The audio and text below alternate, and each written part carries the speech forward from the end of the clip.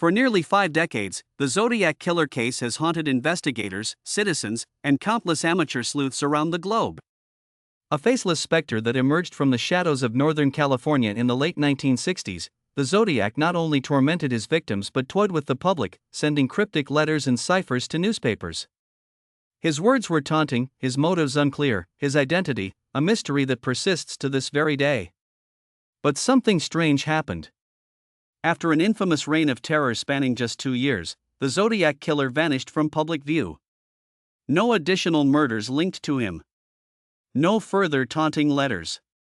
It was as though the killer dissolved into thin air, taking his secrets with him. Today, we step into the abyss of this unsolved enigma to revisit the theories, uncover newly unearthed evidence, and examine the possibility: did the Zodiac simply stop, or was something, or someone, responsible for his silence? To understand the disappearance of the Zodiac, we need to step back and revisit the terror he unleashed on Northern California. Between 1968 and 1969, the Zodiac claimed responsibility for at least 5 confirmed murders, though it's widely believed he may have committed more. Young, unsuspecting couples were his primary targets, often falling victim to his brutality in secluded areas. Each attack followed a hauntingly consistent modus operandi: he struck at random, left cryptic clues, and reached out to newspapers as though he wanted the world to keep score. His ciphers were his signature, a series of coded messages that taunted law enforcement and challenged amateurs to unlock his identity. One such cipher, the Z340, remained unsolved for over 50 years until a team of amateur codebreakers cracked it in 2020. Yet even with this breakthrough, no name was revealed. Instead, the message reinforced his chilling arrogance, declaring, "I am not afraid of the gas chamber because it will send me to paradise all the sooner." But while this unveiled another layer of his psychology, it failed to answer the bigger question: who is the Zodiac, and why did he stop? Some believe the Zodiac simply chose to walk away. Serial killers, while compulsive in their behavior, are not always incapable of cessation.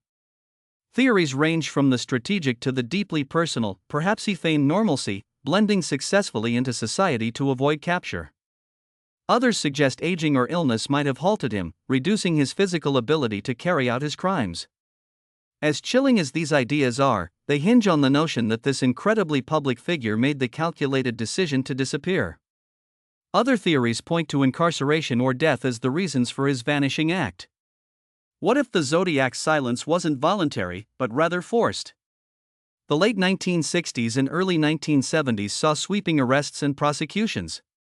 Could the Zodiac have been imprisoned for an unrelated crime? Maybe he died in an accident or due to health issues, leaving behind an unclaimed legacy of fear. Such possibilities are tantalizing, but frustratingly devoid of hard proof. And then, there are the suspects. Over the years, names like Arthur Lee Allen, Lawrence Kane, and more recently, Gary Francis Poste have surfaced as potential Zodiac matches. Poste's name came to light in 2021 when a group called the Casebreakers claimed to have connected him to the killings. They cited physical evidence, cryptic anagrams, and even peculiar behavior aligning with Zodiac's profile. However, these claims remain unverified, and no suspect's identity has ever been conclusively tied to the Zodiac's crimes. Beyond these traditional theories, there exists a darker and more unnerving possibility. Could the Zodiac have been more than one person? Some speculate he operated as part of a network or even spurred copycats, his infamous persona evolving beyond one individual into a terrifying symbol of ambiguity.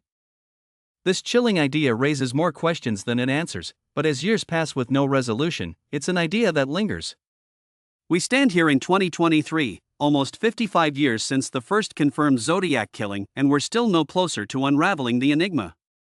What does this say about the nature of evil? About the limits of justice in the face of calculated anonymity? Each theory leads us down a rabbit hole with no clear end, leaving us haunted by what could have been overlooked. Yet, the persistence of investigators, both professional and amateur, continues to fuel a sense of hope. New technology, from advanced DNA analysis to artificial intelligence tools, might one day bring us the answers we crave.